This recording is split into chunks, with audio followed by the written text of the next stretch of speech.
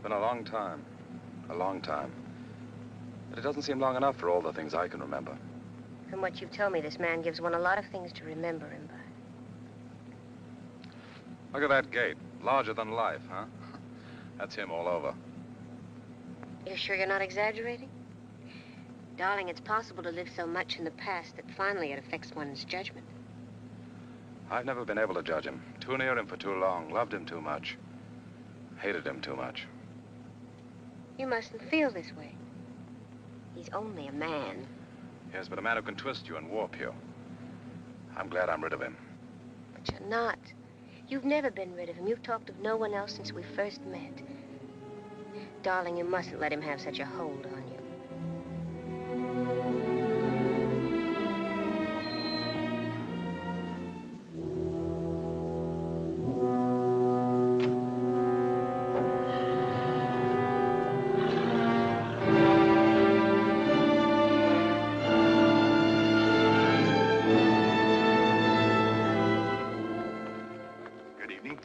If you please, sir, may I have your invitation card? Of course.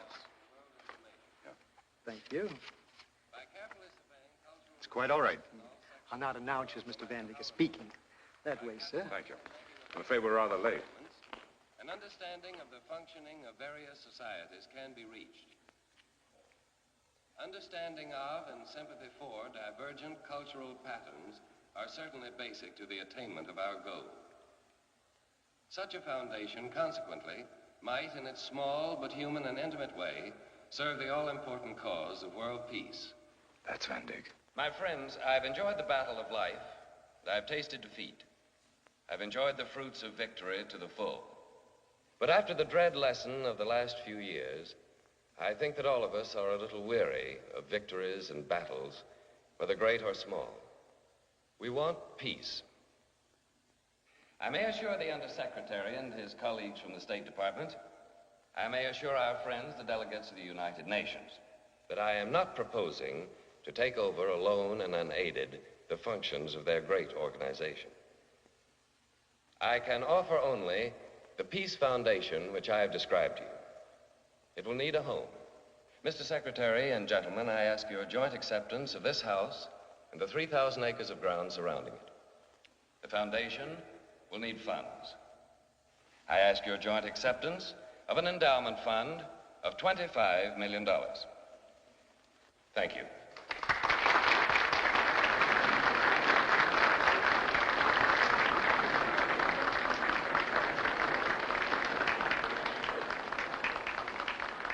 Impressed? It must mean a great deal to own this house. I wonder why he wants to give it away. Oh, but you miss the point, young lady. It's for the cause of peace. Mr. Vendig wants peace. Hello, Lambton. Terry. George says it's taxes. Yes, being a realist, I've got it all figured out. To begin with, take the taxes on this place. I happen to know them. They're murder. Yes, but there's the 25 million. Well, it still has to do with taxes. George, you've got to learn to think on a bigger scale. This beautiful young lady knows what I mean in a word. Peace. Well, it seems to me any effort for peace should be praised, whatever the motive. It wasn't peace in the world I was thinking of. I was thinking of the peace within Woodruff Vendig's soul. Paul, which would you rather save?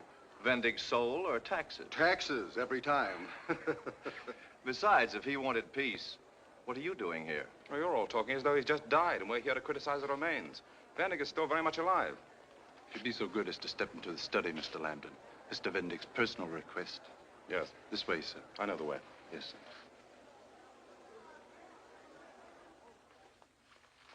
Those are the first businessmen I've ever met who are like what businessmen are supposed to be. George told you he was a realist. A realist has to question the motives behind such a big gesture as this tonight. Why? Why not accept it for what it is? A man's hope for the future. Perhaps they know Vendig better.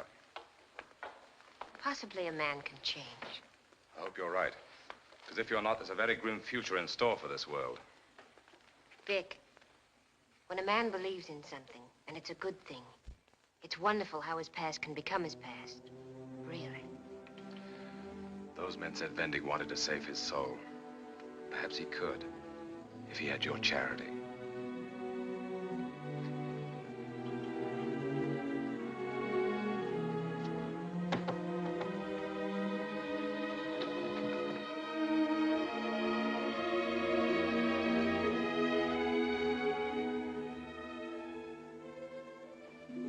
The handshaking must still be going on. Oh, this is beautiful. That's his yacht, the Faraway. His press agents have been working overtime. They'd have you believe that on the stroke of 12, he leaves the house, steps aboard, and sails away. Nobody knows where. But he has to go away. That's part of his new life, don't you see?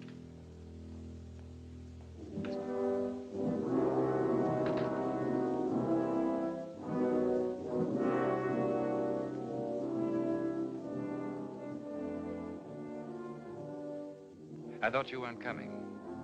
I waited, and everybody else came, but not you. I meant to be on time, but I took the wrong road. I thought you still bore a grudge.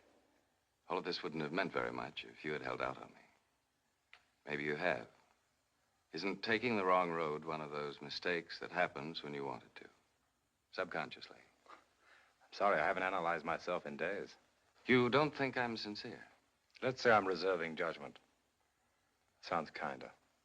Vic, when a man is ambitious for the kind of success that I used to dream about, it's inevitable that a lot of people are going to be hurt. He doesn't know that. He's too busy. He's fighting too hard. Then he reaches the top. Whatever the top may be for him. And he has a chance to stop, think. That's when the pain of all those people comes back to him. He starts to be.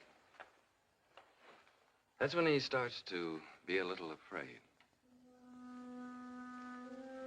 Mallory, this is Horace Vendig, our host. Hoss, Miss Flagg. How do you do? I'm so glad to meet Vic's oldest friend. Mallory's quite a pianist, Hoss. You'd have known her name immediately if you'd been interested in music.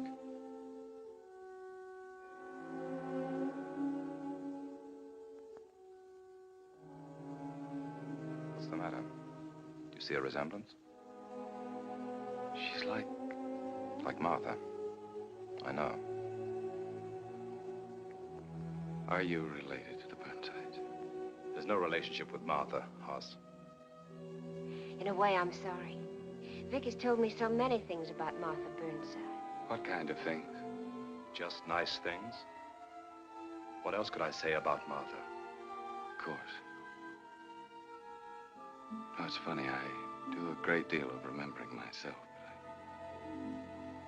I rarely ever talk about it. We do go a long way back.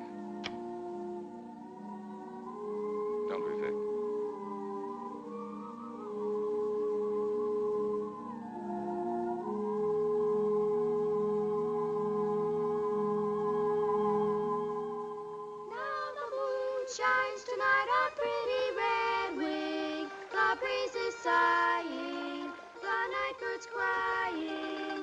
For a fire neath the star, the brave is sleeping, while redwood's weeping her heart away.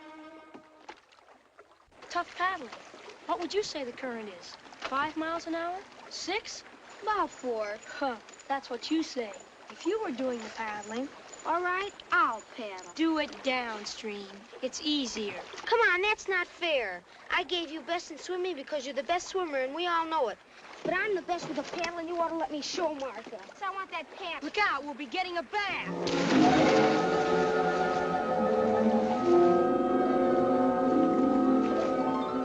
Help me!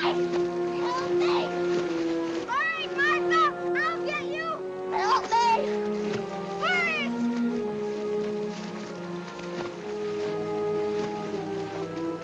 Help me! Help me! Help me! Help me!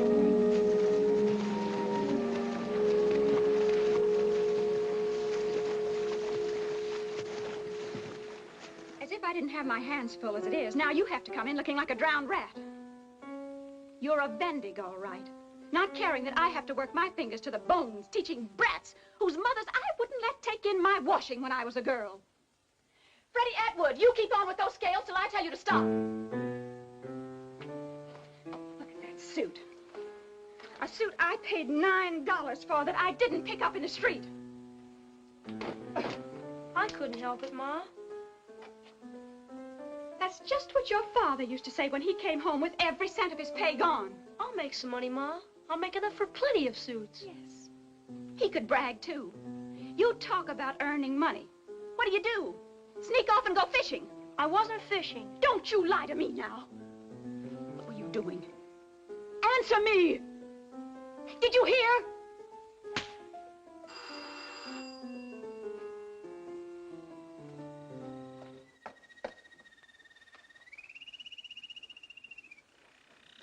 Freddie? Is Horace all right, Mrs. Vendig? Horace? Why, yes, certainly. Thank heavens. Where is he? I must see him.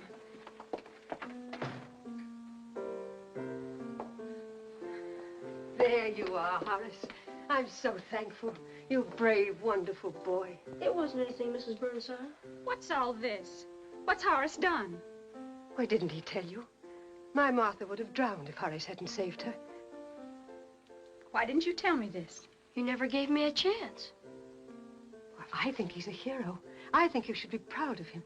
I know that. I don't need anyone to tell me that, Mrs. Burnside. Just thanking him seems so little.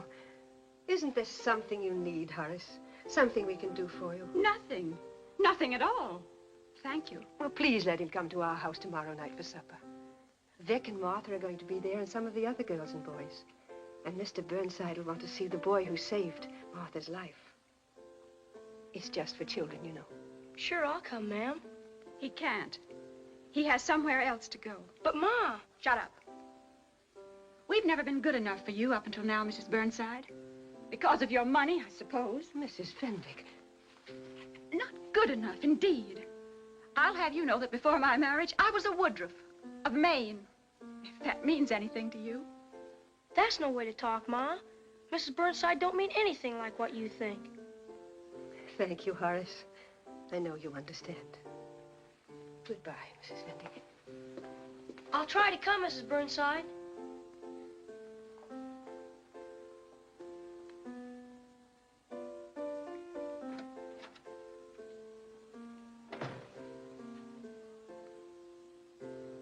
Horace, come here.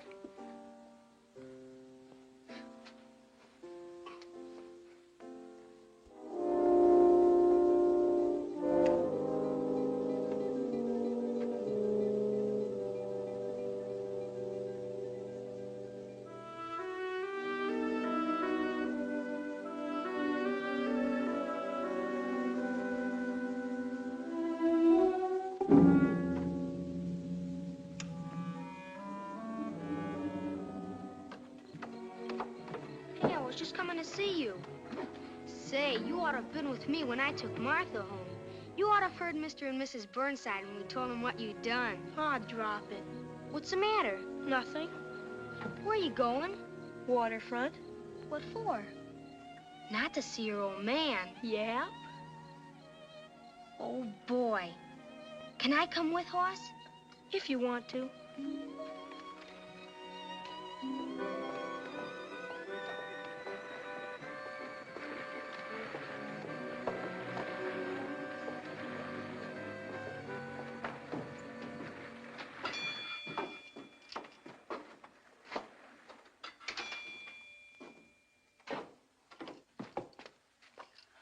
Hello, Miss Bella. Hello. Howard, ain't it? No, ma'am, it's Horace. And this is my friend Vic. Good evening. Is my father in?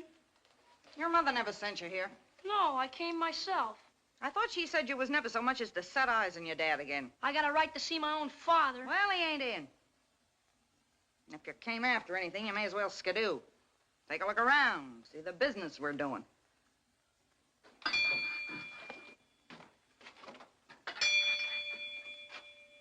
Well, look. Look who's here. Horace, my boy. Hi, Bella. By the time you got back, did you lose your shirt again? Never mind if I win or I lose. It's my lucky day when my boy comes here. Well, well, Horace. Hello, Pa. I see you've grown, eh? And you brought a friend. How are you? Pleased to meet you, sir. Yeah, I'll bet you've got an appetite, eh? Both of you. Light up, Bella. Let's make the place look cheerful. Well, boys, what'll you have? Chowder? Chicken lobster? The best of everything, eh? Today I struck it rich. Order up, huh? No, thanks, Pa.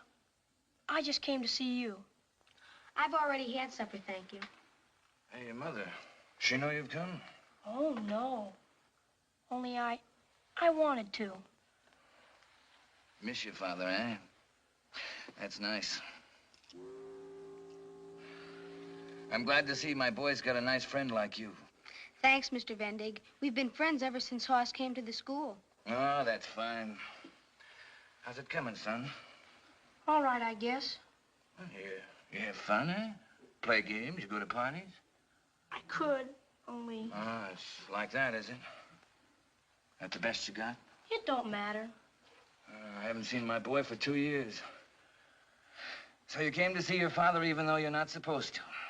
Well, you certainly came on the right night. You know how much is in here? Must be an awful lot. Well, there's $58. Whew. And it don't smell like clam chowder. I got the right tip, see? And I made use of it. Let me tell you something, son. Opportunity knocks on every man's door once. Just once. I know. Well, go after it. Grab it with both hands. Don't let nothing stand in your way. Yes, sir. All you gotta do is figure out what the common people gotta have and grab it tight. Well, here's $10 for you. For yourself. For a real good suit. 3 for a pair of shoes. And a couple more for a shirt and some neckties, huh? Where do I come in? Don't make a joke, Bella. Give me that money. No joke about it. You owe me 4 weeks' pay. I promise you I'll settle tomorrow, eh? I'll wait outside, Hoss. Go on, get out. You can take your friend with you. Settle, eh? Out of what? You owe me 60, you win 58, and give half of that to somebody else's kid. Give it here, it's mine. Here, son, get out of this quick, huh? Come on, he's her kid, ain't he? Let her look Now, at fella, I give you the stockings, the perfume. Come on, kid, give it here. Look, I got a chance to go to a real big house tomorrow. Go on, get out. Go home and ask your mother for a new suit. And as for you, I told you never to let that kid near me. If he ever comes here again, I'm through.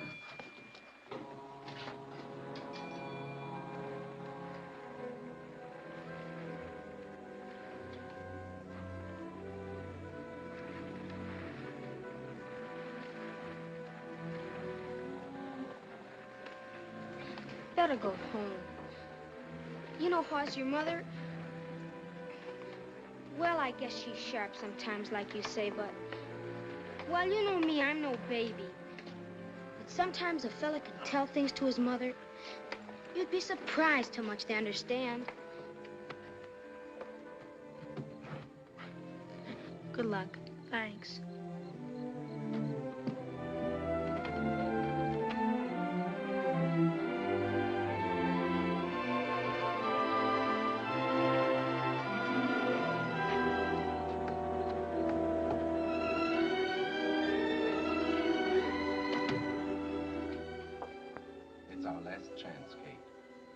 course, must not be allowed to stand in our way. I can't. And I won't, Arthur, because of the boy. If we could take him with us, Kate. But as they say, no children. If his worthless father could look out for him. If only he had some relation. It's cruel. Downright cruel. There. Don't cry. Oh, Alfred. Dear one.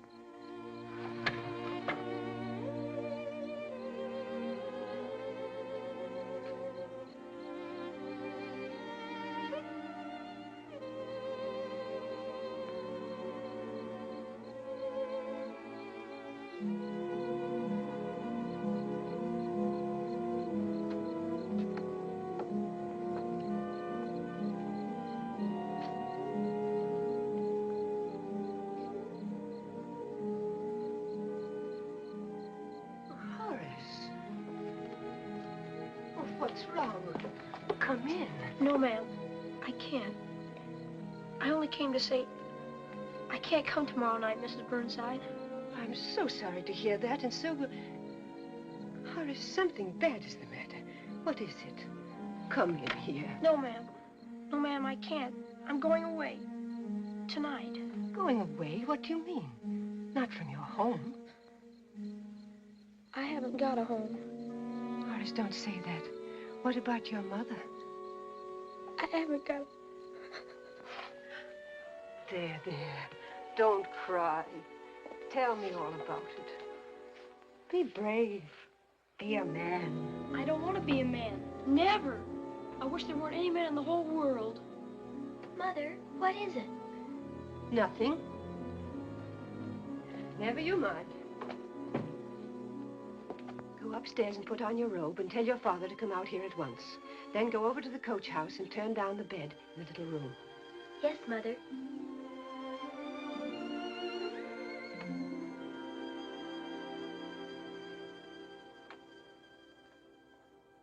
And Mother said this was to be your home. And Father said he'd see you through high school and into a real good position. All because you saved my life, Horace. He says he can never do enough for you.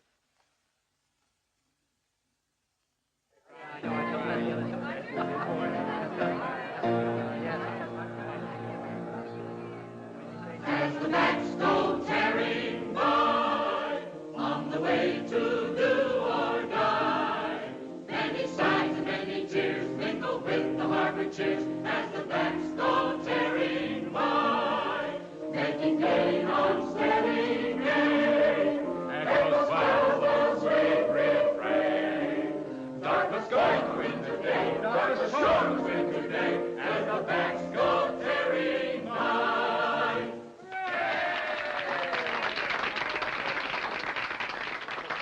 Which one next? Genevieve. Lord Jeffrey. Whiffenpoof song. Your choice. You're the birthday girl. Well, how about your card song, Mr. Burnside? Well, if you can play it, I can sing it. Well, clear your throat, because I know them all. The Colorado School of Mines. Well, I guess I asked for that one. Well, let's see. How about yours, Vendig? Well, the fact is... Horace is in business. Isn't there a class song for financiers? Harry, you've got the best voice of the lot. Why don't you sing Fair Harbor? Sure.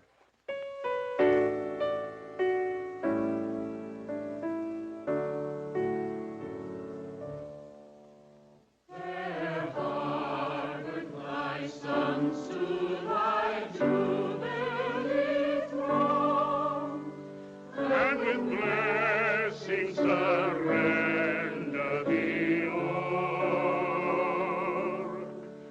By this festival rites from the age that is past to the age that is waiting before.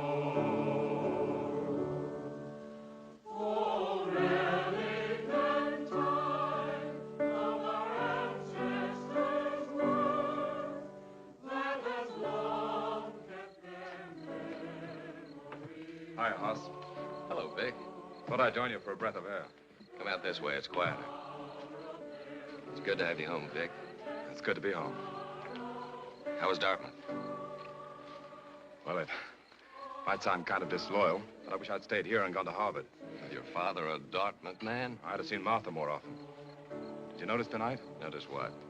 She wasn't wearing my fraternity pin. Well, maybe I've been away so long that we've drifted apart. Of course, some people would say that it was just a boy and girl affair when I left for college. Maybe she feels that way. I don't know. I've done everything I can. I write every week. Doesn't she answer you? Yeah, if you can call them answers. But she doesn't tell me where I stand. I tell you, Hoss, I can't study because of her. I'm way behind in my subjects. Why don't you have a talk with her? No, I can't.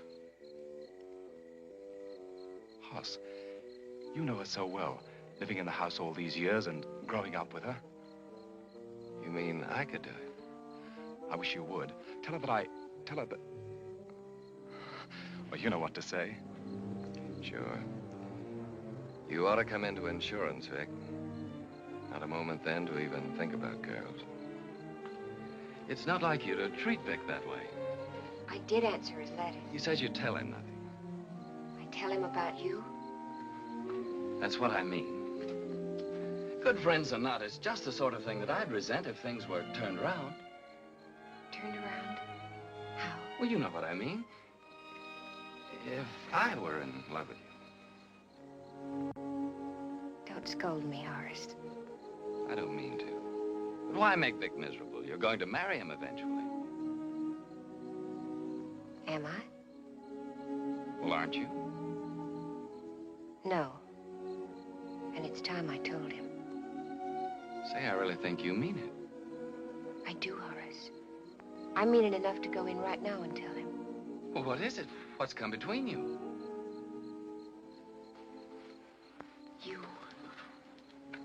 You've always been there. Here, I mean. But it never occurred to me. Always, Horace. Always. Martha, listen, I never said a word to make you feel like this about me. I never did a thing. But you wanted to. Tell me you wanted to. Yes. For a long time. Oh, Horace, darling.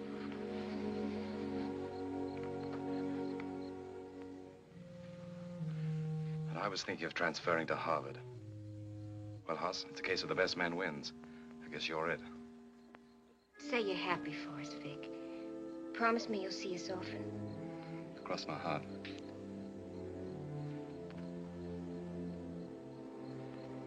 Could I talk to you alone for a minute? Of course.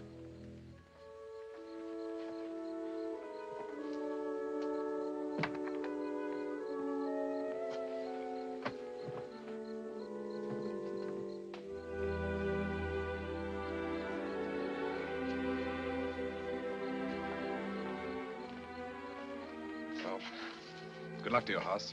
Thanks, Vic. I can't say I'm unhappy. And I don't want Martha ever to be either. I'll try my very best. You'd better, Hoss.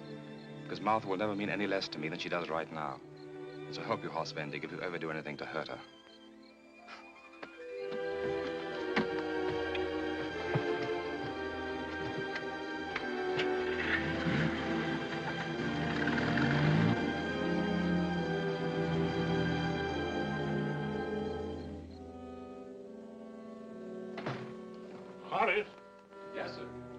few words with you. Certainly, sir. In here.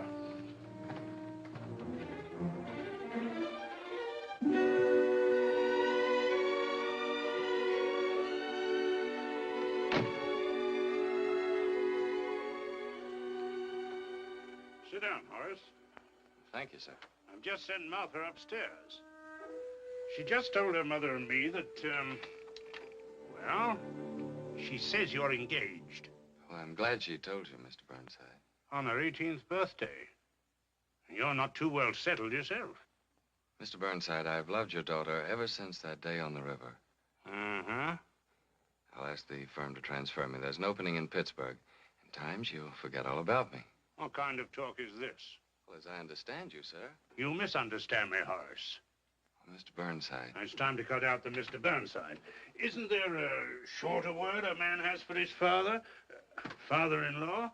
Well, thank you, sir. Dad, huh? Yes, sir. Well, there's a lot to consider. You've been at the Shawmut Indemnity, now let's see. 2 years next month. And, you look on this as your future career? Well, I've been doing very well there, as you know, sir. Dad. But if a man's going to provide the sort of home that Martha ought to have, he's got to have a college education. Oh, these days it certainly means a good deal. It's an idea, quite an idea. I have a little put by. You have? Is it anything much? Just over 300. Well done, my boy. Of course, it won't go a long way with college costs being what they are, but some of these smaller places, the fees are moderate. And, from a business point of view, they're more go-ahead than, but say. College means only one thing to me. Dad. Huh? Harvard. Harvard, eh?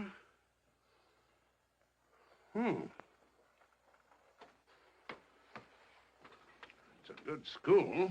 Oh, it's more than that, sir. It's a good investment. Can you get yourself entered this fall? You mean it? Well, if I could find an opening to work on the campus. Oh, no.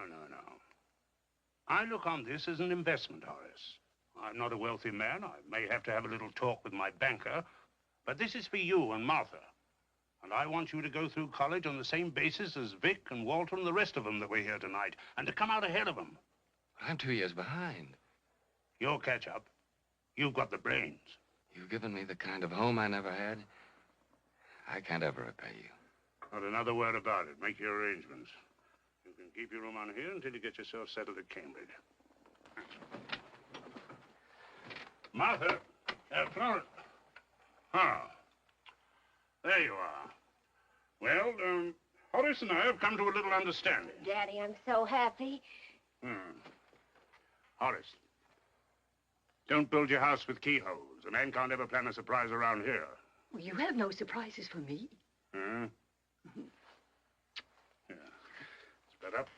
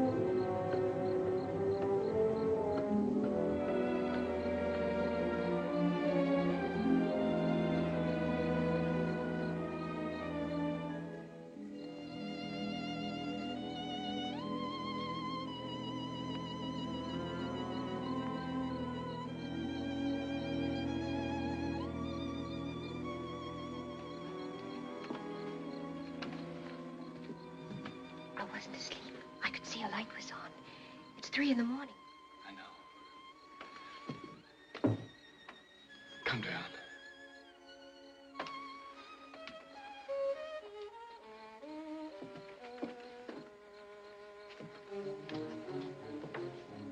Come out here. been walking up and down for hours. I couldn't sleep. I feel... You ought to rest. Because tomorrow, Harvard. Yes. It's not wrong for us to be here at this time, is it? You think so? Not if you feel bad. Not if you need me. What is it? Is it because you're going away from me? Maybe I'm going away from everything that's any good. It's only across the river. It's not far away. You'll be home every Sunday. I don't know. There's something inside me. Martha, it makes me do things that I don't know. Why are you trembling? That night at your party, when I asked you. You remember? Yes. Always.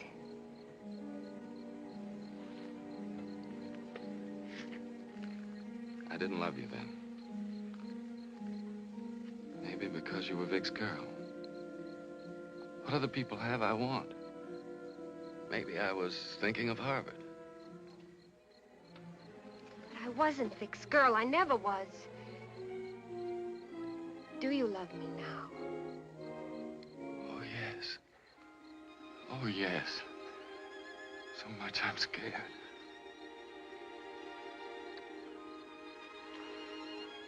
But, darling, what of?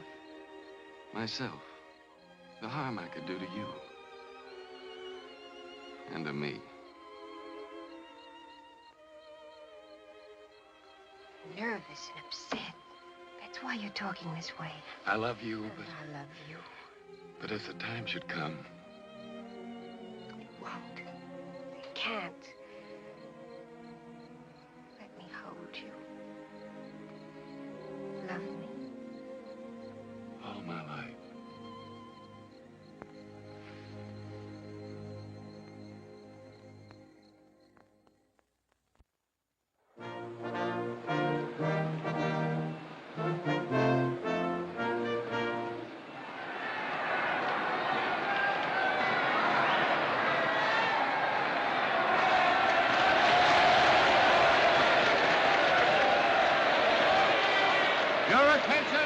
Everybody, the last event on the program, the freestyle relay, will decide the winner of this meet.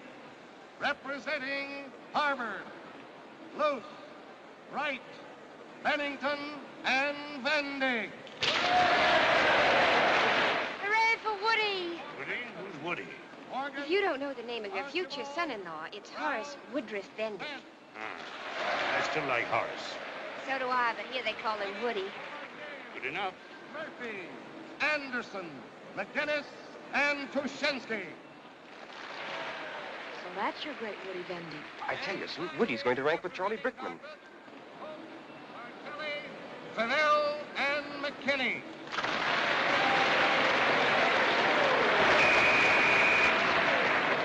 On your marks, get set.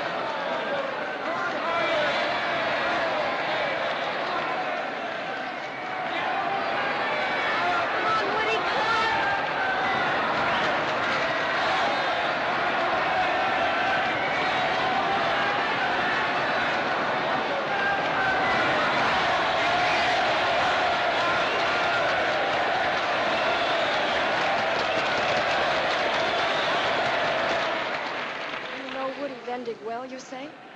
He sits right in front of me in the economics class. 3 times a week, that is. Well, then, what's to prevent your asking him to have supper with us? Well, maybe he has another date. You'd better do it, Brad, or I'll march right into that dressing room and ask him myself. Oh, all right.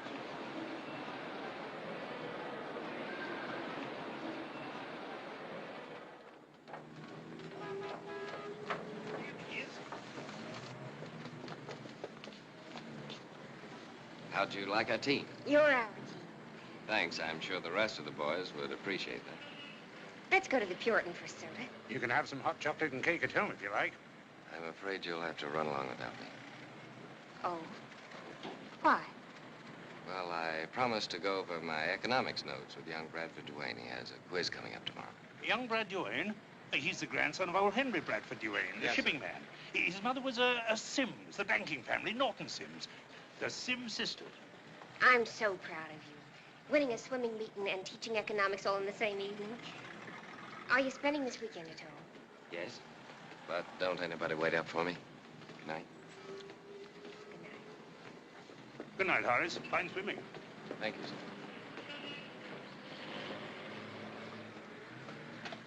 There you are, Woody. The car's right up the street. Oh, good. Susan, help Mr. Vendig to milk and sugar. Mr. Vendig likes lemon.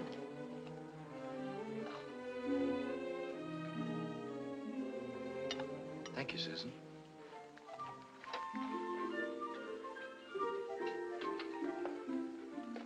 Bad, eh? What? This.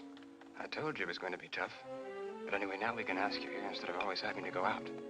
Once you've passed one of Mother's Thursday horrors, everything's official. Official? Yeah, you know what I mean. You're calling on Sue. Why haven't you brought him here before?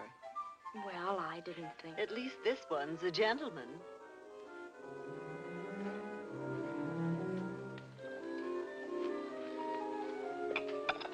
Mother likes you, Mother likes you. That's because Mother's a peach.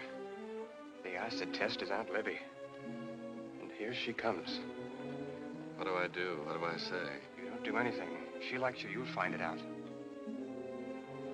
You're not in training now, Woody, so you don't have to drink this swill.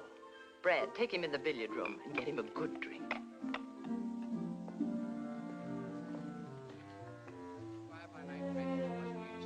You've arrived, Mr. Vendig.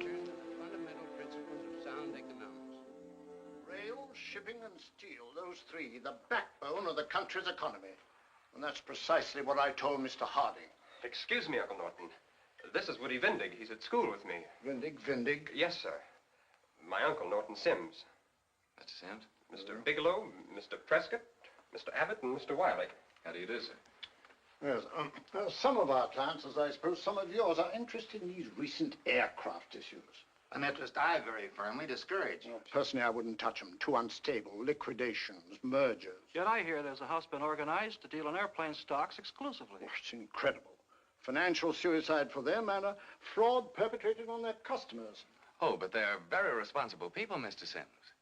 Latimer, Hilton, and Morrissey of Detroit. They've just underwritten a $4 million issue of Gleason biplane 5s at $10 par. Oh, that's No, just a moment. Go ahead, young man. The books were closed on Tuesday the 16th with the issue oversubscribed. And on the curb market today at closing, the stock was quoted at 12 1/8. Oh, maybe something in these flying machines. Keep me informed. Thinking of the brokerage business as a career? Well, that depends. Some of these new firms that are forcing their way onto the New York Exchange, I'd just as soon join a bookmaking concern. Bookmakers. That's it. Exactly what they are. But I suppose the class of investors in the market today don't really care about that. So you've noticed that, too? Oh, yes, sir. Anybody with 10% of the price of a share on the curb market. Even my tailor. It'll be bootblacks next. Mr. Sims, I've learned a great deal in the last hour. Been a pleasure. Let me see. What's your name again? Vendig, sir. H. Woodruff Vendig. Woodruff, eh? My mother was a Woodruff from Maine. Banking people? No, sir. Fisheries and lumber. Oh, yes, yes. Well, I mustn't detain you. Oh, well, just a moment. If you have a morning this week, say any time after 10, I'd like you to come in for a talk. Oh, I'd like very much to, Mr. Sims. Good night, sir. Good night.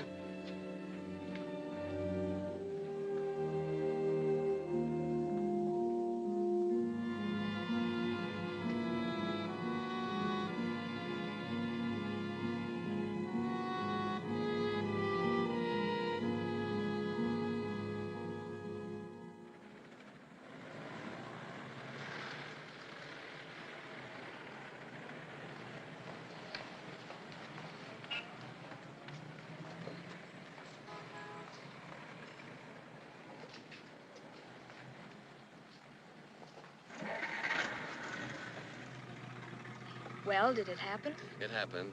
It's about time. Tell me about it. You ought to know. You arranged it. My new title is Assistant Manager, Industrial Securities Division, New York branch. You like it? I like the New York part of it. I'll be there. Now, aren't you glad I persuaded you to give up Harvard? Just think, an assistant manager and at your age. Well, go on. Oh, there's plenty of time for that. I took the rest of the day off to celebrate. And pack. And pack.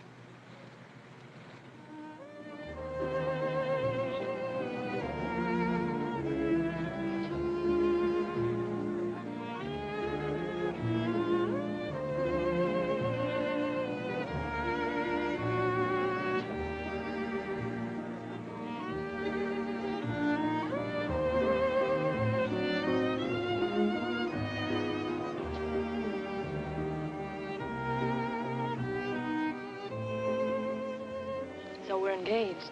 Yes, but secret as the grave. I don't see why. I'd shout it. So would I if I were the one with the money. Have it your own old-fashioned way. I'll be in New York by the 1st of the year. We'll have fun.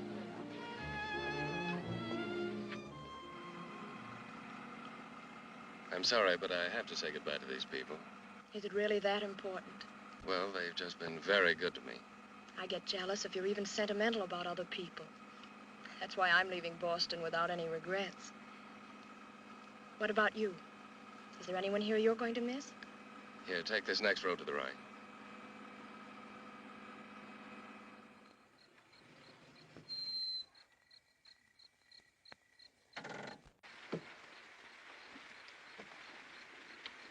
Good night. Can't I wait for you? No, you drive on home. I'll call you the first thing in the morning.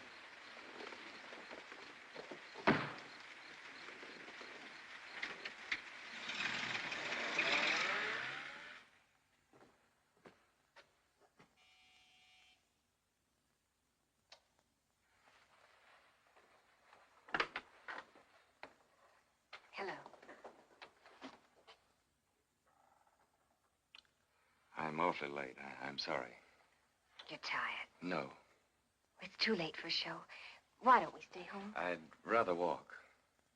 Down by the river? I want to talk to you. I want to talk to you, too.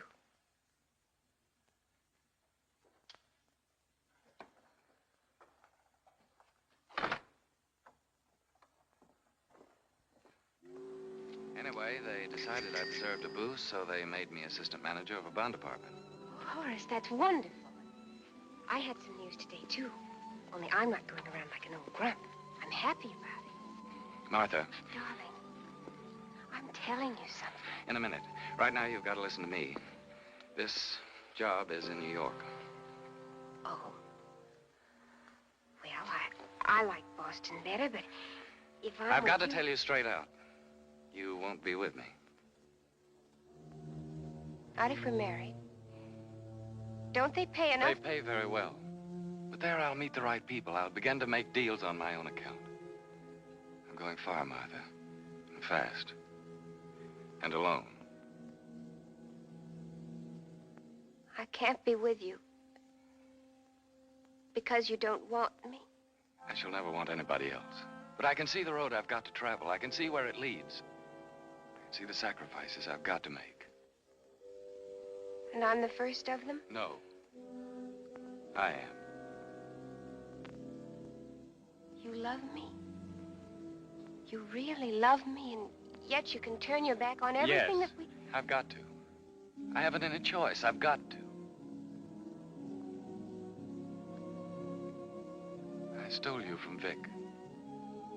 You might have been happy. I tried to tell you that I wasn't any good for you, but you wouldn't believe me.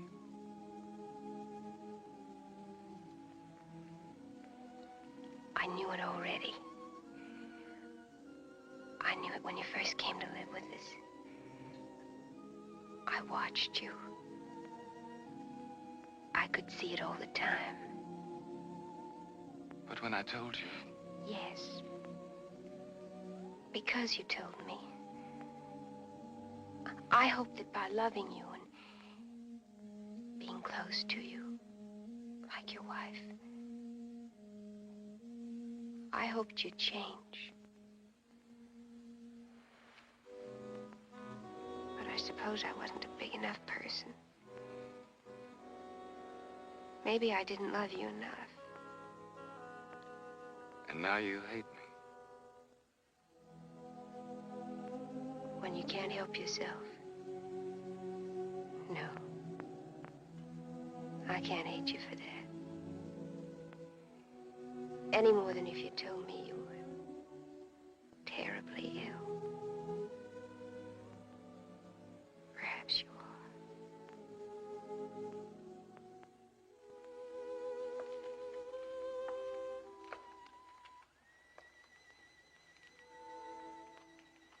If you want to know, I love you. I shall always.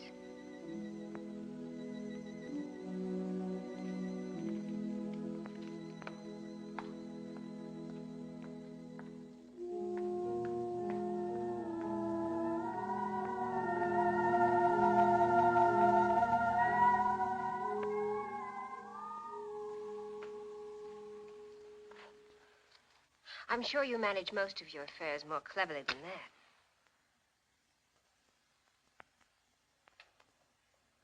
Thank you. You're very young.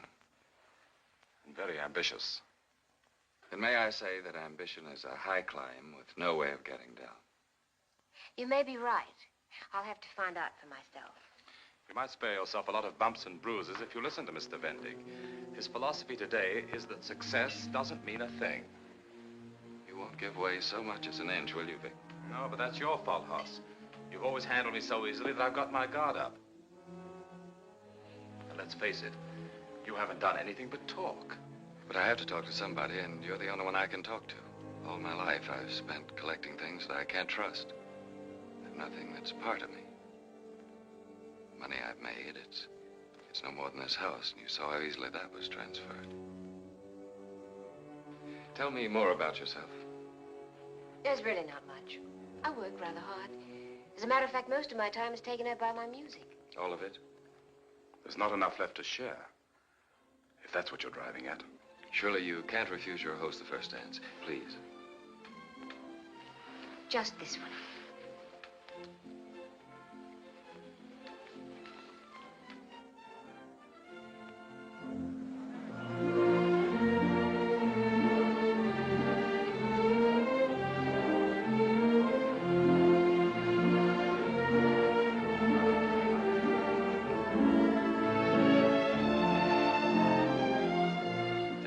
Vic to be congratulated? Don't you want Vic to have cause for congratulations? Yes. Up until 10 minutes ago. Now I wish he didn't even exist. Or were away exploring another planet or anything that would leave you here with me. But I might like exploring another planet. It sounds exciting. What do you want? Mallory? Vic, you've had so many evenings with Mallory. Give me just part of this one. Well, since you put it that way, and remembering the past, the only answer I can possibly give you is no. Well, at least let's all have a drink together.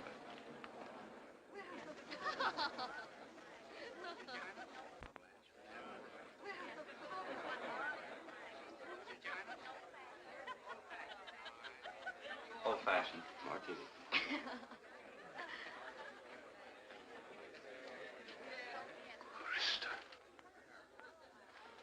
Why, Buck, did he write to you, too? He wants to make his peace. Me before anyone, I'd imagine. But you, what harm has he done you?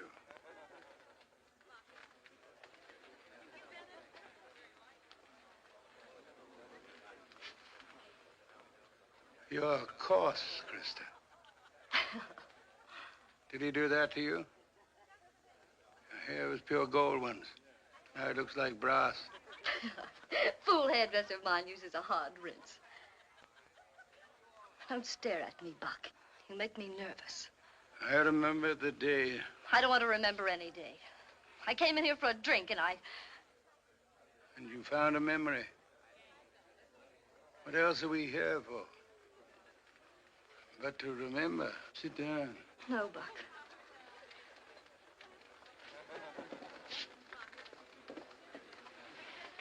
And we'll remember. Krista. He frightened me. Why do you have him here? Oh, I'm afraid this man caused a little trouble, Mr. Vendig. I'm sorry. I'm sorry, Krista.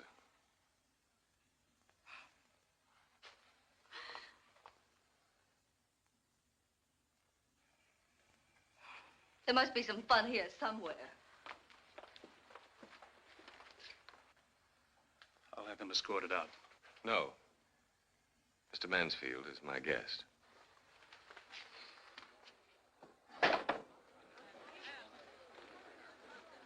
I hope your presence here means that my letter was taken in the spirit in which I intended it. Means I came here to see if all this stuff was another of your confounded tricks. I'm old. Maybe you think I'm weak. Blind, too, like Samson, eh?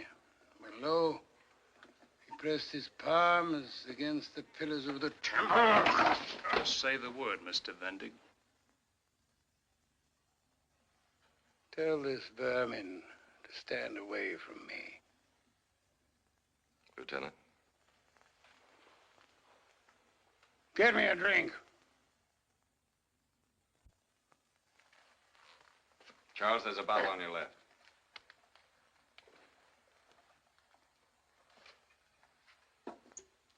Mr. Mansfield, you introduced me to a lot of things. Including this. It's 21 years old.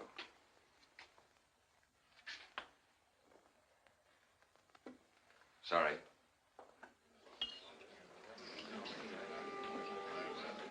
I wish that hadn't happened. A man doesn't go very far in life without leaving some rag ends behind him. Who was that? That's all that's left of an emperor. Now he's just an old man who's lost his money and his wife. Since his wife was all he lived for, I suppose he's dead. I understand you do put a little corn and oil on his grave, occasionally. Doesn't that help? It's still a grave. We can quarrel, we often have. The only time we ever split, it was you who forced us into it. I know. Maybe we should have stayed that way. Perhaps I didn't know when I was well off. Vic, I've never turned my back on you. It was you who turned your back on me. Vic, it's wonderful to see you. Thanks. We've a lot to talk about. Of course. And the first is, how was South America? Oh, it makes New York look like a one-room apartment. There's air down there, space. Wherever you look, you see the sky. It's the new frontier house, maybe the last one. Did you ever think of that? There are fortunes made every day. You ought to be coming back with me. This stinks of ledgers and stocks and bonds. Come down there and breathe. Did you ever get within grasping distance of one of those fortunes? My poor misguided friend. See, observe. This little bit of paper is known as a bank draft. Would you read it to me? $300,000. My partners and I split a cool $1 million. Not bad pay for a few years' hard work. Well, when do we leave? Sorry, Vic. It's not enough. No, I didn't think it would be. I also think, Mr. Vendig, that you want too much. There's no such thing as too much. You didn't make a fortune, Vic. You were well paid for your work, that's all. Fortunes are made here on Wall Street. Sure, sure.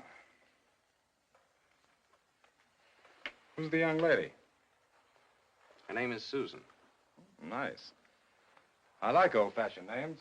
Susan, Ruth, Prudence, Martha. You've grown very devious, Vic.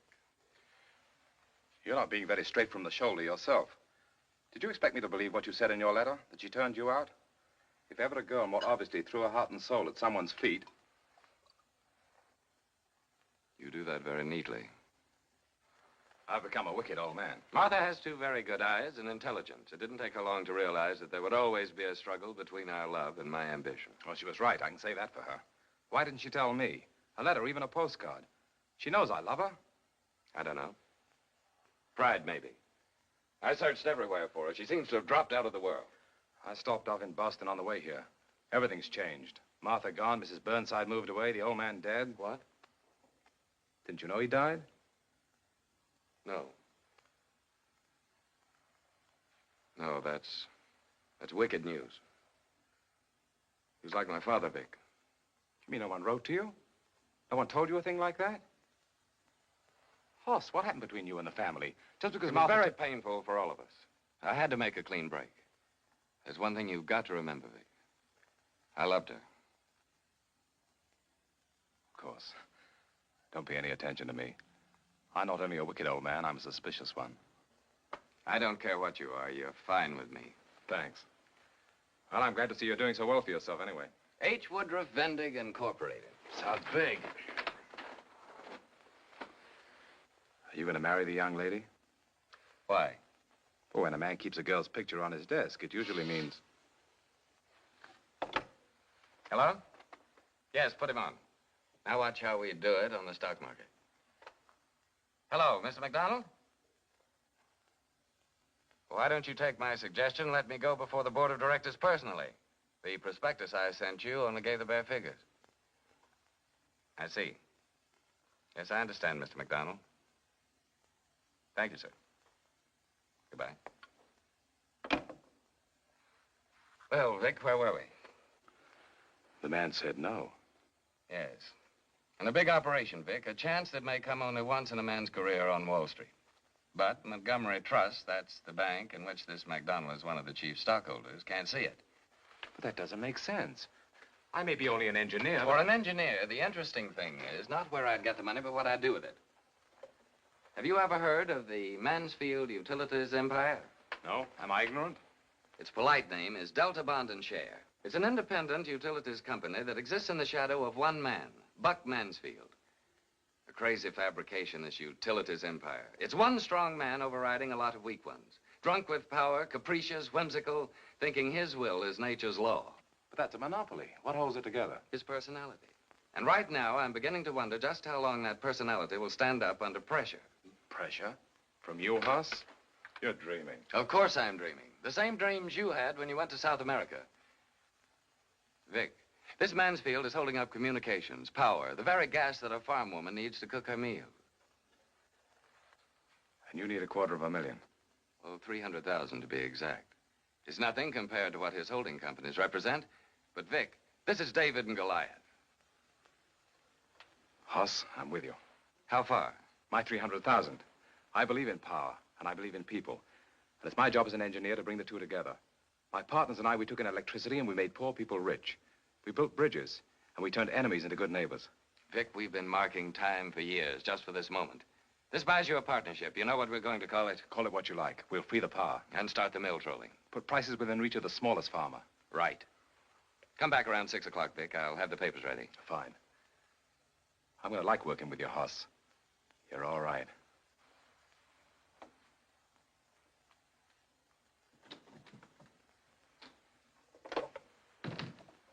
Get me Misty Wayne. Hello, darling. Oh, exhilarated.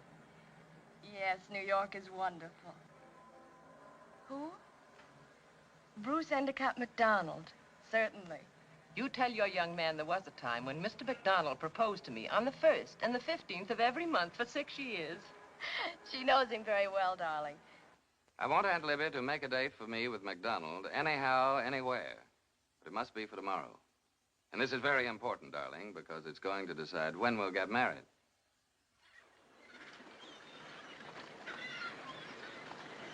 I'm sorry my bank was so unobliging yesterday. You have an interesting proposition. So interesting and so sound that I'm putting in 300,000 of my own. But you didn't tell us about that. I just don't like doing business with people who believe my word has to be backed by collateral. You're very proud. Yes. I don't mean that as a criticism, but doesn't this rule hamper you? It never has, and if it ever does, I still won't compromise. Bruce, if I lose one fish because of your chatter... Let them talk, Aunt Libby. Vendig, speaking not for the bank, but for myself, what's your idea with Palmetto? What would yours be if you had just acquired the largest single block of voting stock in a company? Eventual control? Control with a purpose. The rates in Palmetto's territory will stand a 15% increase. Can the people pay it? Where else will they get power? There's no competition. Vendig, I'd like to join you. If you mean that, I'll tell you how you can participate. I've taken an option on 50,000 shares of Delta Bond and Share at 20. What's the price of admission? You put up $500,000 and I'll give you 20% of Palmetto. I like it. Beat you again. Too bad, Mr. McDonald. We'll do better with Mansfield. Excellent whiskey, Mr. Mansfield. Yes, just old enough to vote. The wine of the country, my friend. Bourbon, the name given to kings, and whiskey, the kings are gone, the liquor remains. Shall we resume? Energy like yours, Mr. Vendick, is no doubt much to be admired on Wall Street between the hours of 10 and 3. But in this house and in this climate, well, allow me to say it approaches the vainglorious. It's after 3 now, and as much as I appreciate your hospitality, I should have been on my way back to New York when you sat me down to lunch. Ah, speaking of lunch, did I mention that the crayfish for the bis was taken this morning out of the stream on this property? You did. Now, if you wouldn't mind checking over my figures. Oh, no need to, Mr. Vendick. I have rather a good memory for figures. And names as well. Particularly when they are linked with financial operations which may affect any of my enterprises. But mine are not likely to affect you as adversely. It would amount to a sort of junior partnership. I have only one partner in business as in life. But go ahead. 400,000 shares of Palmetto Light and Power, which I, my company, Vendig Incorporated, hold under option, represents a controlling interest in that company, which I am willing to yield along with 50,000 shares of Delta Bond and Share. Which you also hold under options at $20 per share. I see you get around. Aye, very rarely. Since my Delta stock does, I like to be aware of where it is and what it is doing at any given time, as though it were a pet. Mr. Mansfield, it looks as though your pet had my collar on it. Are you positive of that, Mr. Vendick? Just confident.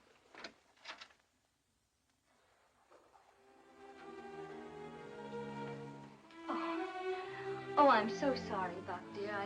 I was going to show you my new frocks. Sorry? Why, darling? I'm delighted.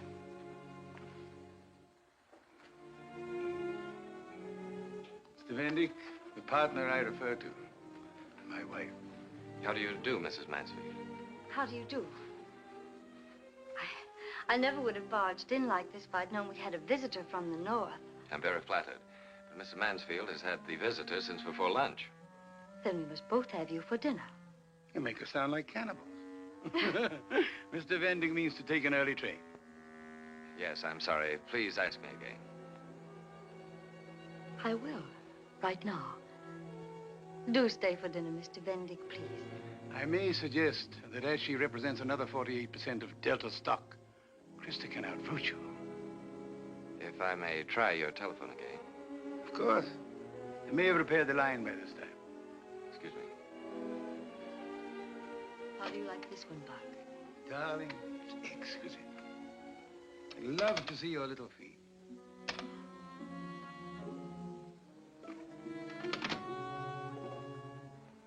The line's still dead. Oh, I'm extremely sorry, my boy. I feel personally responsible. Meridian Telephone is one of our Delta enterprises. But Krista and I will endeavor to make it up to you at dinner. Won't we, Krista?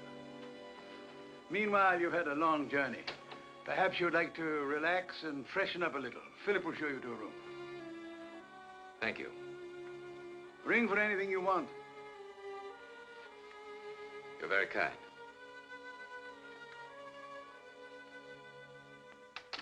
Well, my pet, what do you think of our handsome young visitor? Oh, I don't know, Buck. What's he here for, anyway? When you and I are so happy all alone.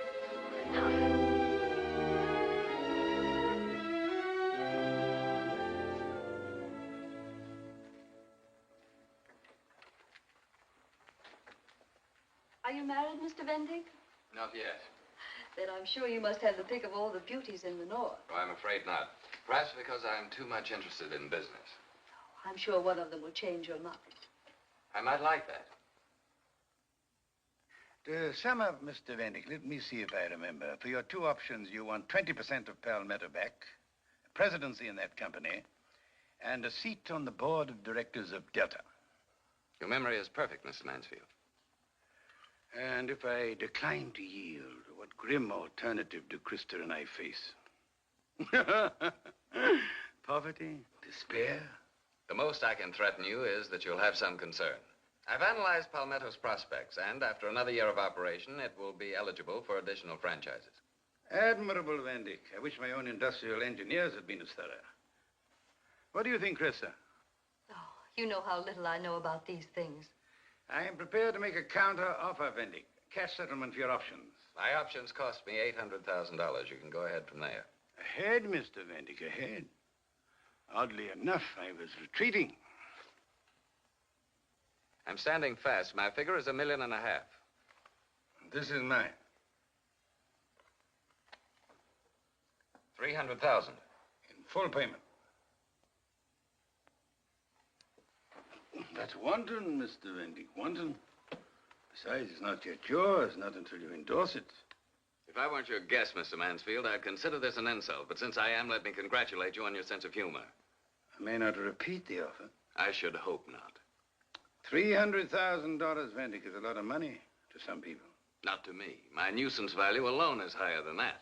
Your host, I will be glad to recall that it was you who used that term. I can't picture you as a nuisance, Mr. Vendick, under any circumstances.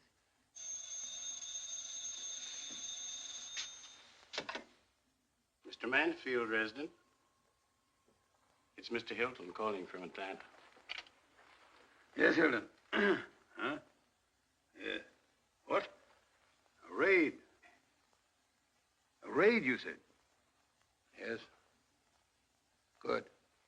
All this old business. Of course. And I wanted so much to talk to you about New York, Mr. Vendick. Yes. I go up there next week for shopping. Of course, there's nothing I'd like better. Good. Thank you, Hilton. Oh, yes, and my compliments to Mr. Haskell. Meridian Telephone. Good night. What are you doing? Reducing a nuisance to what it is actually worth. A rimless zero. How can you talk that way to Mr. Vendick? It's very neat. A dead telephone, a dinner party. I regret to tell you, Vendick, some southern pool of stock market gamblers have raided Palmetto stock and torn a few gaps in Delta as well. So you rigged more than the telephone. They've hammered Palmetto down to 2 and Delta to 16. You don't seriously mean to pick up your option $3 million on stock that has a market value of $1.6 million? I see I have a great deal to learn. Yes. This is an expensive academy you've come to for your first lesson. About you, I mean. May I use the telephone? Mr. Haskell arranged it that it operates only on incoming calls. Are the trains still running north, or did you rig that too? No. Roberts is waiting to take you to the station, where you must send a telegram of, let us say, condolence.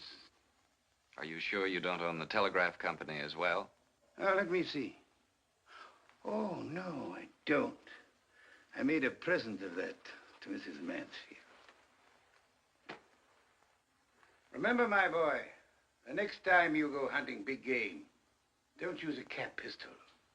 Fetch up the heavy artillery, or try from ambush. Thank you. I'll remember that.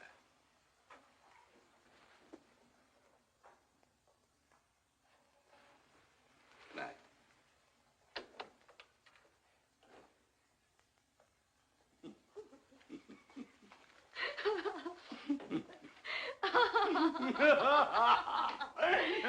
Oh, wonderful. The man knows everything about us. He has sources of information that are like bulletins from a ticker tape. There's no doubt he has us in a corner. But, Mr. Vendick, let us hope this is only the first round. He's left us without a move. I feel trapped. Not a case of nerves, Mr. Vendick. Certainly not. It's just that I can't see an opening. We have one. We can exercise our options. Where would we get that much money? Montgomery Trust? Be a little difficult, but since I'm an important stockholder, they'll probably listen to me. You mean that? Yes? Mr. McDonald, there's only one way I can justify your confidence, and that is to bring off my part of the scheme. I have a couple of surprises for Mr. Mansfield, which should delight both you and the bank. You're going to be a smart operator, Vandy. How about another outing next week? I'd like that. Oh, I have a friend who's coming into town, and likely my time will be pretty much taken up, but I'll try. I'll give you a ring, Mr. McDonald.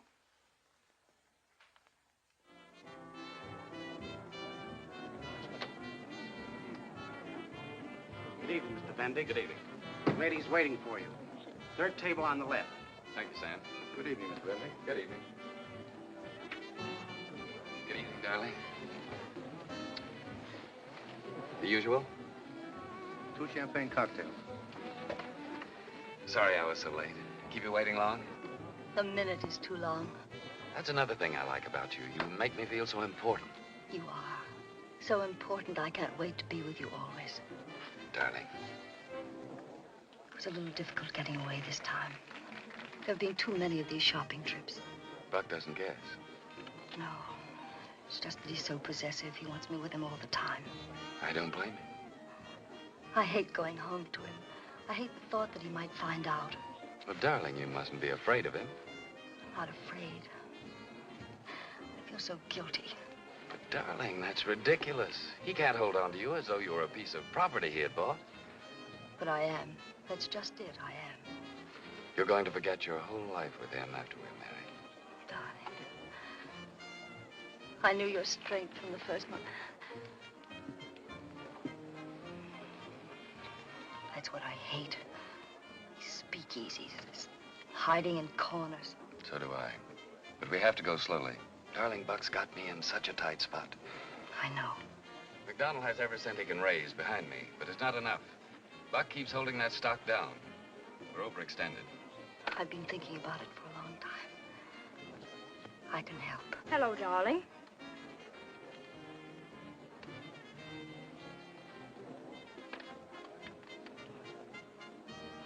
I suppose the obvious thing would be for me to say that I can explain everything. Well, I can't. Not now. It's quite all right, dear. I think I understand. Susan. Krista, if you will excuse us for a moment. He'll probably make you pay someday because you saw this.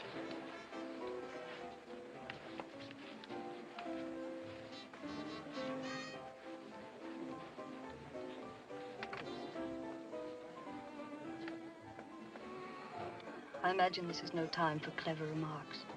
It had to happen. I'm just sorry you were here. It doesn't matter, darling.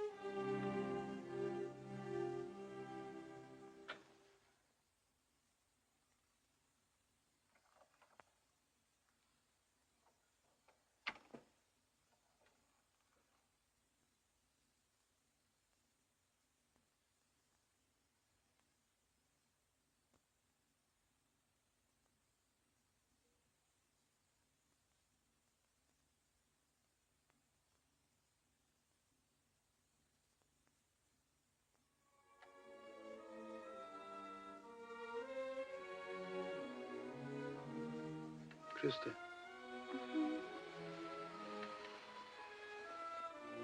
Darling.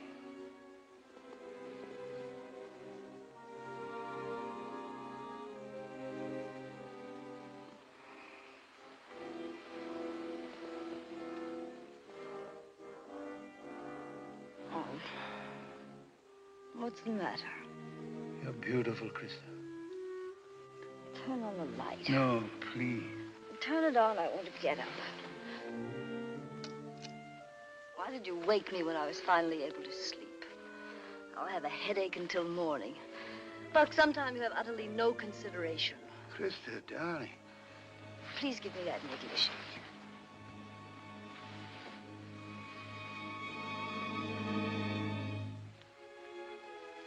And don't hang over me. I don't want to be touched.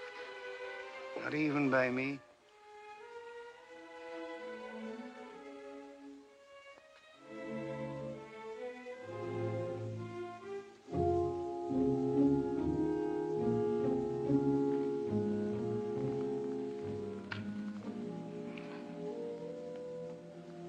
I'm sorry, Krista. But I love you so much that sometimes it just wells up in me and I can't control. You understand, don't you? Yes. I don't expect you to love me as much as I love you. How could you? And yet that's the very thing that frightens me. I want to build a cage around you. A cage of gold and precious stones. That's exactly what you've done. I've been in a cage ever since you bought me from my father, along with this land and the other chattels. Darling. What is it? I've offended you. No, you haven't offended me. You'd rather die than hurt my feelings. Yes. I know that. And you've a collection of French tapestries. You'd be ill if something happened to one of them. I don't know what you mean. Yes, you do. I don't want to be a collector's item.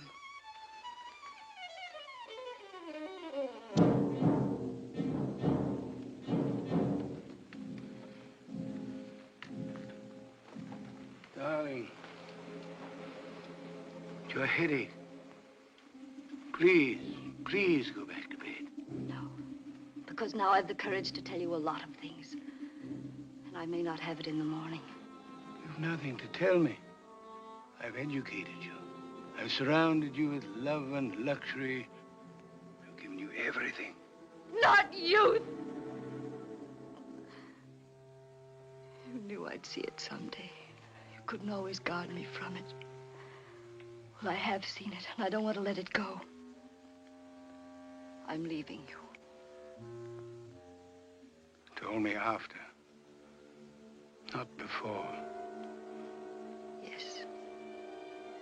Is it someone I know? I think you know him very well. Just had the best of you in a business deal. Vendick. And you're the one who betrayed me with that land deal. Buck, I can't transfer my affection and not my loyalty. Krista, can he love you more than I do? Can he give you more? He can give me youth, life, the things I've needed. You know what he's like. You can reach up and pull his hair, and he laughs and fights back. He's fun, he's alive. He's like me. Do you think you could keep me now? Look! Look! Look at him now!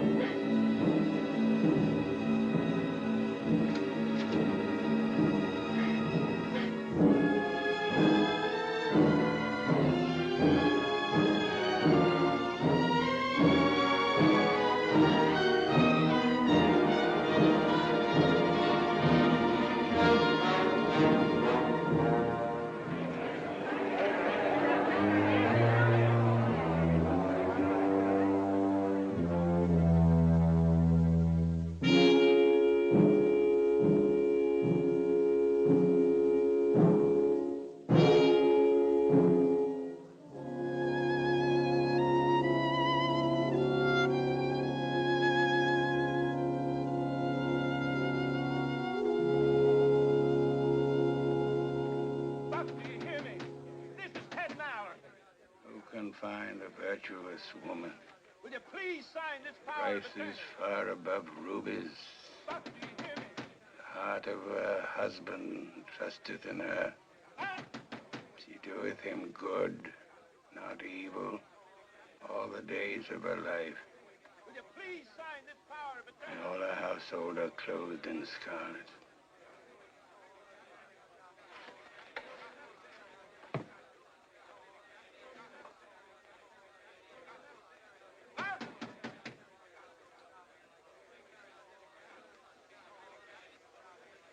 Wait! Wait! No. I want to get his keys. Let me first find out. Hurry, talk to her. I'm going to go through that. Have the hounds dragged me down yet? How do we stand? If you sign over every control you have, you may yet save some of the board of directors. It's a little too late to save yourself. Here's the proof. Never mind. Touch of happiness in your voice is all the proof I need.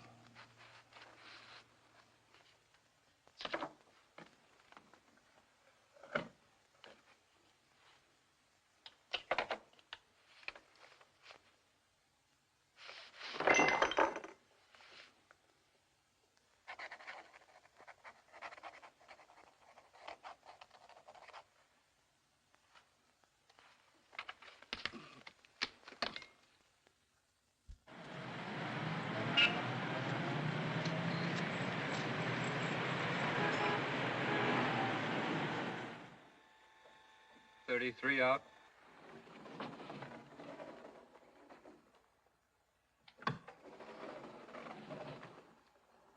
Well, hello. Hello, Krista. How is Paris? Friendly, Vic. Very friendly. That must have been nice. 44 Vendig Incorporated. Your floor, Mr. Lambden. Thanks. A very warm sort of homecoming. So many thousands of people down at the pier to kiss me ashore, I couldn't find my own husband. He's quite preoccupied these days, Krista. The market's in a bad way. Be sure to be with him on Judgment Day, Vic. He'll need you to plead his case.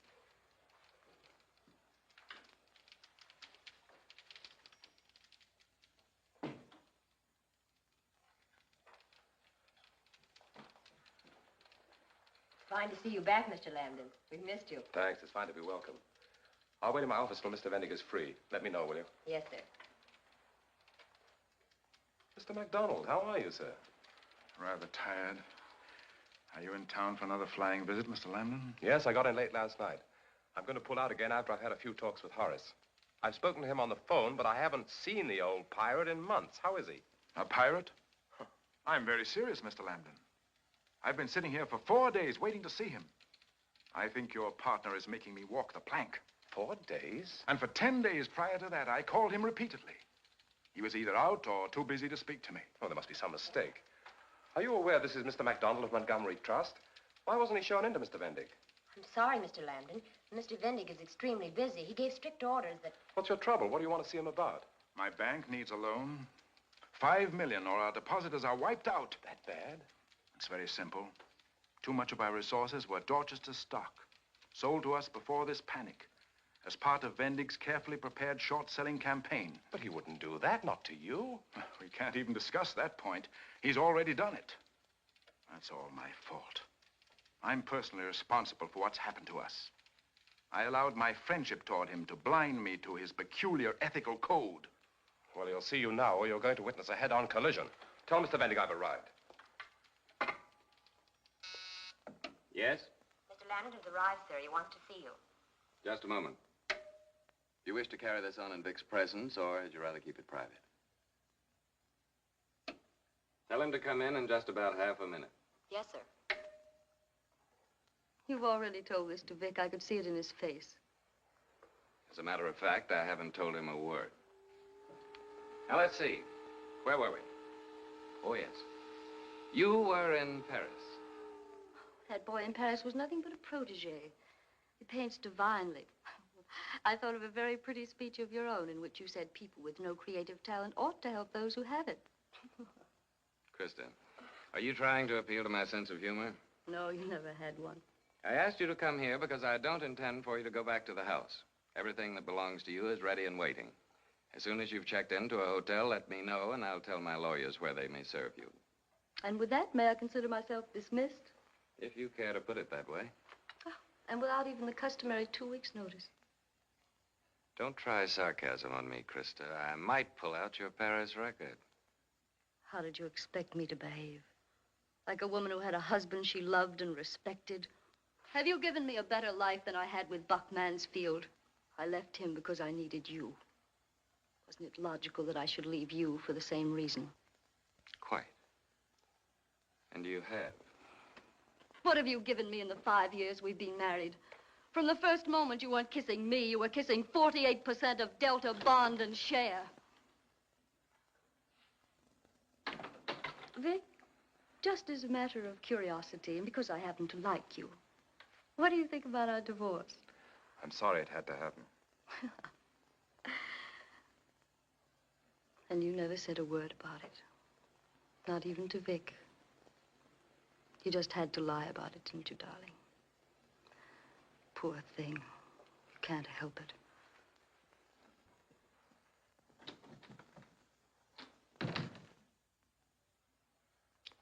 What was the idea? Why tell her how many people know the story? Yes, I suppose you're right. Well, if she trapped me so easily, I feel like a fool. Was it very unpleasant? Naturally. Don't you think I have any feelings? I often wonder. Hoss, since when does MacDonald have to wait outside for 4 days? MacDonald? Now, wait a minute. Don't say his name as though it was something holy. He's a businessman who wants a tremendous loan. Which we can very well afford to give him. Not without collateral. Collateral? That's why I don't want to see him. What's the point? Hoss, I don't understand you. Everything in this office, almost every good thing in your life was made possible by MacDonald's faith in you personally. It wasn't based on collateral. He didn't ask for anything but your word. He made Vendig Incorporated. Oh, no. I did. No, it was MacDonald and Montgomery Trust. You went to him for help a dozen times, and each time he gave it to you freely, without question, without collateral. Now he's come to you. Vic, why don't you stick to building bridges? The man wants $5 million. Very well secured. His bank is basically sound unless he goes under. If he does, you'll take with him every small depositor on their books. Hoss, I don't know what you've got against him, but think of those people. I will when I retire. In the meantime, I'm thinking only of myself. All right. I won't talk to you as a friend, but as a partner. A silent one, Vic. Hoss, don't joke while MacDonald is suffering out there. It's vicious. What are you made of, anyway? I'm an adding machine. And as a result, you're so rich you can afford a conscience. Well, I'm not that rich. I still need a lot more. My job is to protect my interests and yours.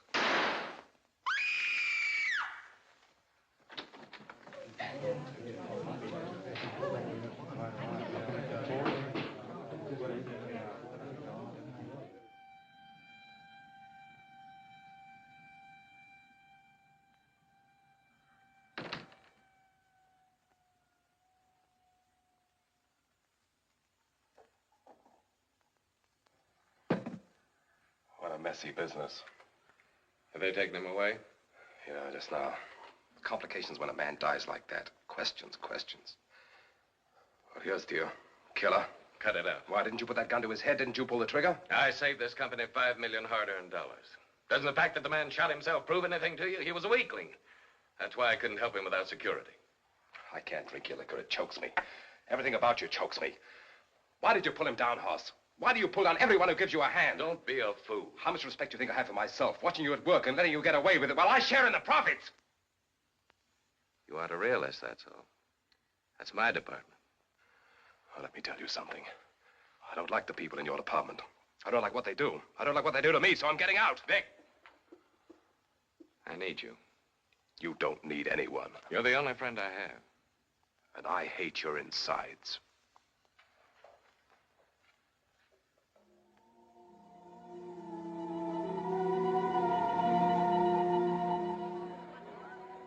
I had good reason to break with you, Hoss.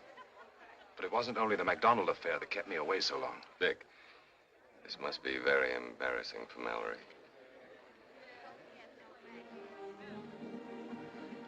Will you dance with me, Mallory? Excuse me. Certainly.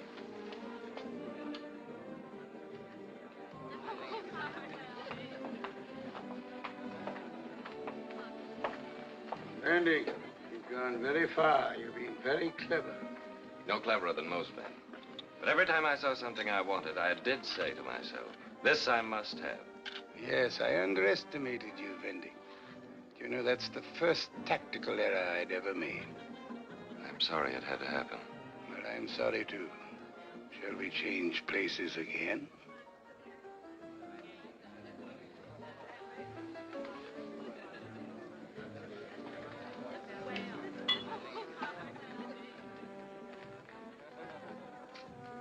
Are you a Bible reading man? When do I get time to read anything? Art greatly despised. Pride of thy heart has deceived you. You whose habitation is high, who says in his heart, who shall bring thee down to the ground? Now you exalt yourself as the eagle, set your nest among the stars. Thence will I bring thee down, saith the Lord.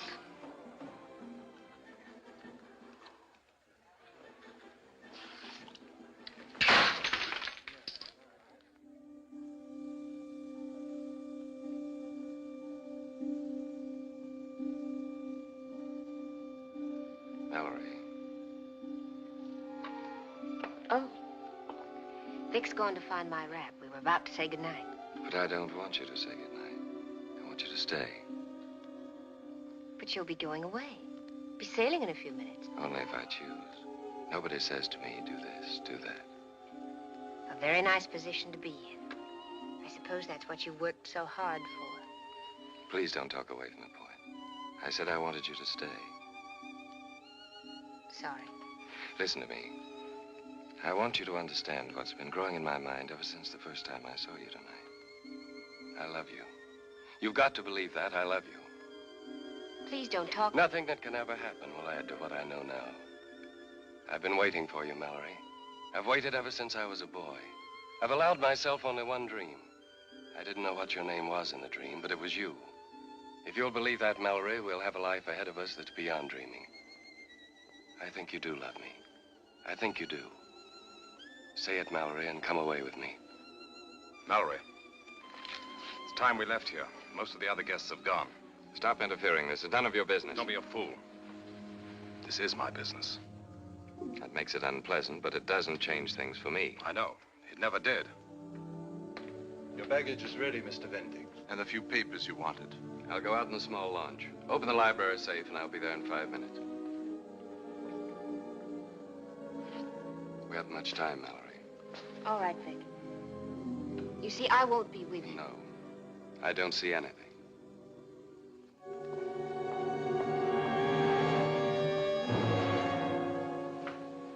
Let's go. The car's that way. I know. We're going to the pier. Why? I want to see him again. I want you to see him again. But we've seen him. We've looked at him for hours. That's enough. Vic, I don't know what you're afraid of. I'm afraid of losing you. And don't tell me I never had you to lose. I had. And he's not going to spoil it for me.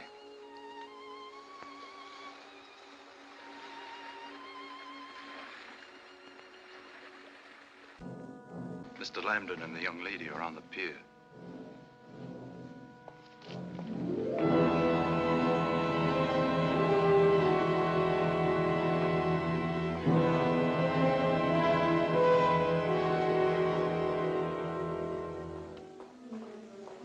He spoils everything he touches.